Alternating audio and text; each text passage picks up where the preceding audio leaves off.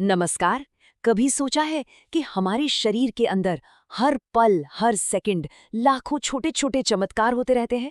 एक ऐसा अद्भुत नृत्य जो हमें जिंदा रखता है, हमें बड़ा करता है और हमारी विरासत को आगे बढ़ाता है। आज हम कोशिका विभाजन की इसी अविश्वसनीय दुनिया में गोता लगाने वाले हैं। और यही है हमारा आज का सबसे बड़ा सवाल। देखिए, ये सिर्फ बायोलॉजी का कोई सवाल नहीं है। ये हम सबकी अपनी कहानी है। आखिर कैसे एक अकेली कोशिका से खरबों कोशिकाओं का ये लंबा सफर तय होता है? चलिए इस जैविक रहस्य की परतें खोलते हैं। इस रहस्य को सुलझाने के लिए हमारे पास 5 पड़ाव हैं। पहले हम देखेंगे कि जिंदगी शुरू कहाँ से होती है, फिर समझेंगे कि ये कोशिकाएं इस बड़े काम के लिए तैयारी कैसे करती हैं, और आखिर में हम विकास और प्रजनन के 2 बिल्कुल अलग अनोखे रास्तों को जानेंगे। ठीक है, तो चलिए अब इसमें गहराई से उतरते हैं। ये सोचना भी कितना कमाल का है कि हम सभी, हर कोई अपनी कहानी की शुरुआत सिर्फ और सिर्फ एक कोशिका के रूप में करता है, सिर्फ एक से। ये जीव विज्ञान का एक बुनियादी नियम है। इसका मतलब ये हुआ कि ग्रोथ कोई सीधी सादी प्रक्रिया नहीं, बल्कि एक घातांकीय प्रक्रिया है। जरा सोचिए, 1 से 2 बनते हैं, 2 से 4, 4 से 8, और ये सिलसिला तब तक चलता रहता है जब तक खरबों कोशिकाओं का एक पूरा जीव तैयार नहीं हो जाता। तो ये जो डिवीजन है ना, ये ऐसे ही बिना किसी प्लान के नहीं होता। इसके पीछे एक मास्टर प्लान काम करता है, एक बहुत ही सटीक ब्लूप्रिंट, जिसे हम कोशिका चक्र या सेल साइकिल कहते हैं। और यही चक्र तय करता है कि एक कोशिका कब और कैसे डिवाइड होगी। अगर सीधे सीधे शब्दों में कहें तो सेल साइकिल एक कोशिका की पूरी दिनचर्या है। ये सिर्फ विभाजन के बारे में नहीं है, बल्कि विभाजन के लिए सही ढंग से तैयारी करने के बारे में भी है, ताकि हर चीज बिल्कुल परफेक्ट हो। तो चलिए इस दिनचर्या के सबसे जरूरी हिस्सों को देखते हैं। अब देखिए, ये स्लाइड हमें पूरी प्रक्रिया का एक विजुअल टूर देती है। इसमें साफ साफ दिख रहा है कि चक्र के 2 मुख्य हिस्से हैं। ये जो बड़ा वाला हिस्सा है वो है अंतरावस्था या इंटरफेस, जहां सारी की सारी तैयारी होती है। और ये जो छोटा सा हिस्सा है यह है एम्प्रावस्था, जहां असल में विभाजन होता है। ये चार्ट एक बहुत हैरान करने वाली बात बताता है। एक कोशिका अपने जीवन का लगभग 95% समय सिर्फ विभाजन की तैयारी में लगा देती है। असल विभाजन यानी एम्प्रावस्था तो बहुत तेजी से हो जाता है, जो पूरे चक्र का सिर्फ 5% हिस्सा है। मतलब सारी गेम तैयारी की ही है। तो भाई इस 95% तैयारी वाले समय में होता क्या है? इसे 3 स्टेज में बांटा गया है। जीवन में कोशिका का साइज बढ़ता है। एस प्रावस्था ये सबसे ज्यादा जरूरी है। सोचिए, यहाँ कोशिका अपने पूरे डीएनए की एक एक कॉपी बनाती है, ठीक वैसे ही जैसे एक किताब की हर एक लाइन को कॉपी किया जा रहा हो। और G2 में ये विभाजन के लिए आखिरी चेकिंग और प्रोटीन तैयार करती है। तो मेन बात यह है कि डिवीजन में जाने से पहले हर कोशिका पक्का करती है कि उसके पास हर चीज का एक डबल सेट मौजूद हो। चलिए अब आते हैं पहले समाधान पर, समसूत्रण या माइटोसिस। ये वो प्रक्रिया है जिसका इस्तेमाल हमारा शरीर बढ़ने के लिए, चोटों को ठीक करने के लिए और पुरानी कोशिकाओं को बदलने के लिए करता है।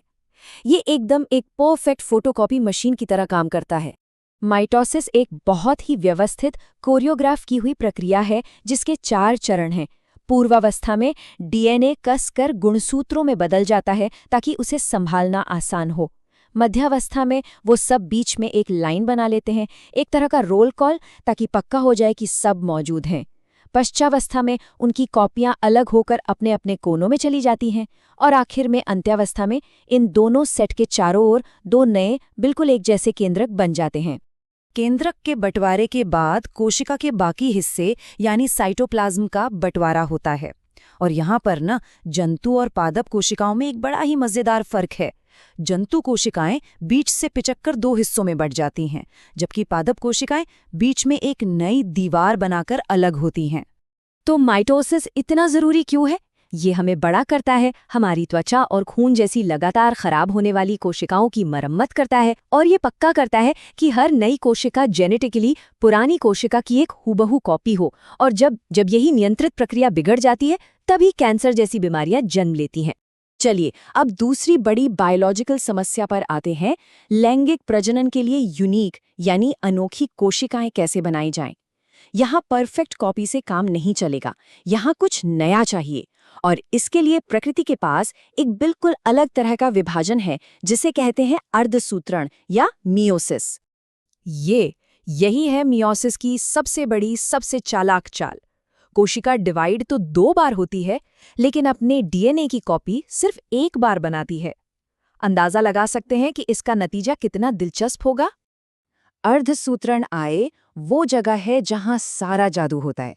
यहाँ माता-पिता से आए गुणसूत्रों के जोड़े बनते हैं और वो सचमुच में अपने कुछ हिस्सों की अदला-बदली करते हैं। इस प्रक्रिया को क्रॉसिंग ओवर कहते हैं और यही वो वजह है जो हम सभी को एक दूसरे से अलग बनाती है। इसी के कारण भाई बहन अपने माता-पिता से मिलते-जुलते तो हैं, लेकिन उनकी हूबहू कॉपी नहीं होते। पहला विभाजन पूरा होने के बाद, जिसमें जेनेटिक मिक्सिंग हुई, कोशिकाएं फौरन दूसरे विभाजन में चली जाती हैं।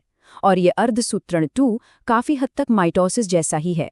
यहाँ बस सिस्टर क्रोमैटिड्स को अलग किया जाता है जो पहले विभाजन के बाद भी एक साथ जुड़े हुए थे।